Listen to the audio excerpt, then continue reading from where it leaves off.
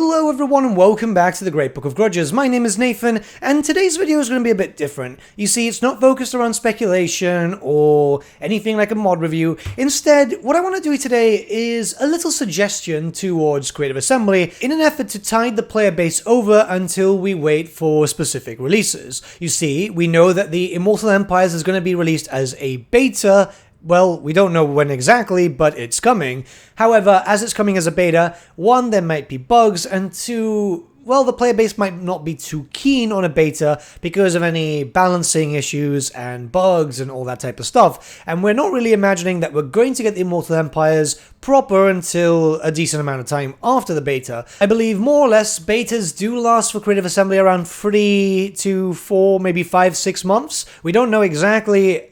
There's been a few betas, but I'll be honest with you, I've normally just played the vanilla form because I prefer something that's a bit more stable. So while we wait, well, there's a few things that could be done. I'm not too sure if this is fully possible, but it might be something that they could do to curry favor with the player base while we wait. And that would be bringing Game 1 and Game 2 races into Warhammer 3's Realm of Chaos. This is the map that we have on screen right now, and the idea is, whilst the balancing updates are being done, now I'm not too sure how things work, I don't work in game design, but I imagine that they do race by race. At least that's my assumption. So once they're preparing them for Immortal Empires and they're ready, well, why not introduce the factions, or the races in general, into the Realm of Chaos while we wait for the full release of Immortal Empires. This means that anything that's already there, and perhaps a few others, such as, the Skaven, the Empire, all those different races in the map would be playable. Yes, modders are able to do that. Obviously, that would be after the release of the assembly kit, but not everyone plays with mods, and I think this would be an interesting way to kind of say sorry,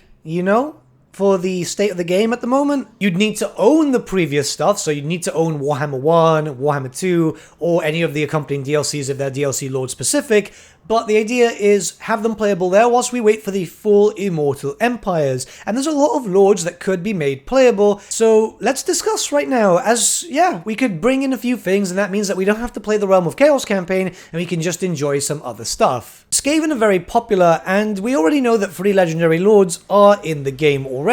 We've got, obviously, Fraught the Unclean in Hellpit, which would be a pretty fun campaign, as you'd be fighting against both Kislevites legendary Lords, Daniel, and probably Scarbrand, because I've seen his AI mostly move to Norsker a lot. You've got Tretch Craventail, who, let's be honest, is anyone going to play as Tretch? It's a pretty decent start, but it could be pretty fun there, And lastly, obviously, Deathmaster Snikich, who has been moved. Now he's in the territories inside of Grand Cafe, and that could be a really interesting start position. You'd be fighting against the Cathayan Dragons, and you'd be in a pretty hectic start, I'd say, at the beginning, pretty much just surrounded by enemies all over. Then for the Empire, we do have Karl Franz, which would be quite interesting considering that Skrog is right there. So, I wonder how that would go early on. You've also got less provinces too, so it would be really curious to see how something like that could play out. Ungren Iron Fist is there too, which would be kind of fun for those missing out on the dwarves. It would be an interesting campaign. Everything's a bit more squished out, but you do have the opportunity to go deal with loads of orcs, which are currently taking over the Badlands. We don't know just yet when a Chaos Dwarf DLC is going to come,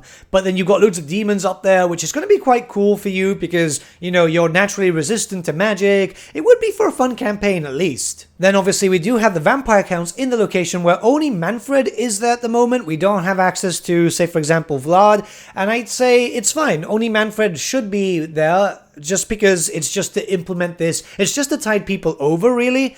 And, well, Manfred's a cool character. A lot of people hate his lore for obvious reasons, but he's pretty strong, and it's just there to allow people to have some fun and play with its balanced state. So Creative Assembly balances the race to be more in line with that with Warhammer 3, and then we'd get everything there. The reason why I'm saying this is, it would be in patches, or maybe hotfix patches, maybe once a month, if that's how fast they're working on it. I don't know how long it's going to take, but it's just some basic suggestions. Now, as far as I remember, that's all the legendary lords that are in the Realm of Chaos campaign from Game 1 and Game 2, but what they could do is add in a few more where it makes sense, just to tide people over. This is only a further suggestion if the Immortal Empires takes a little bit later to go from beta to full release. So again, just a hotfix patch here and there just to add the character to be playable, I don't know, again, how easy that can be done, but given that most of the data is already in-game, it could be possible. We know the Dragon Isles are in-game and it's a location that you can take over, so obviously Malus Darkblade would fit quite well there.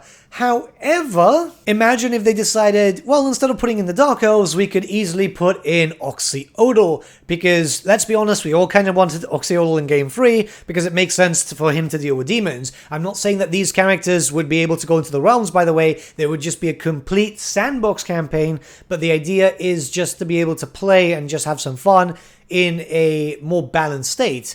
And Oxyodal versus demons, I mean, that sounds really incredible, to be honest. Imrik could be added in because it's a pretty decent location. He almost more or less starts there when it comes to Warhammer 2. Plus, in the future, think with the Chaos Dwarves eventually getting released, that would be a really interesting place to fight.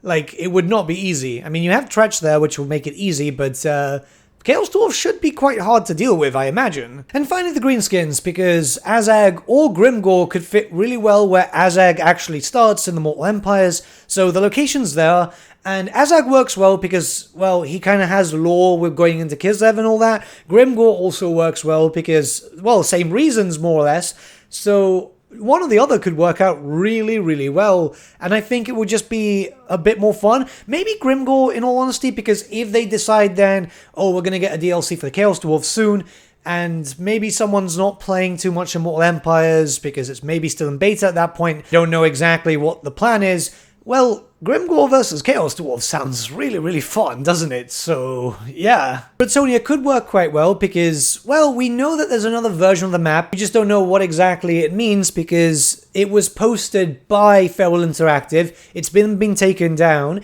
Creative Assembly could say, well, it's not the case, but it's usually how it works with some things. Well, they'll say it's not, but it ends up being. So, yeah. Who knows? But it could be interesting. I mean, it's only one location for the Bretonians, so it would be a difficult campaign, but it would be mostly one location for everyone else, so it just could be some fun there. And I know some people do miss the Bretts. I still think that the Bretts do need another rework, but hey, people seem to like them how they are now. So this is just a basic idea. I know some people won't like this and they'll again say mods, mods, mods, but this is the thing. I advocate for mods all the time, but there's certain things which I think that modders shouldn't have to do. They shouldn't have to be the ones to fix the game. And while this might not count as a fix, it'd be nicer for the modders to focus on their own original stuff, their own actual mods, and have Creative Assembly reach out and provide some olive branches, because I think that's a good idea. They have said that yes, they want to do these FLC Regiments of Renown packs, and I think that's cool, but this, I think, would be very well received, and if they're going to do the full balancing, I think this could work out quite well, because this is balancing that's going to go into, of course, Immortal Empires, then transfer some characters here, and have some people be able to play if they don't want to play Immortal Empires just yet, because they don't want to deal with a beta, which potentially has a lot of bugs, and every time a patch comes in is going to break save games, because that often happens. Again, this is just a suggestion, and let me know what you guys think in the comments below, so we can start a bit of a discussion. It's just, really, I'm trying to find a solution, because we might have to wait a while, and I'm excited for Immortal Empires beta, but even I know that a beta is still going to have problems, and I think something like this could work out quite well.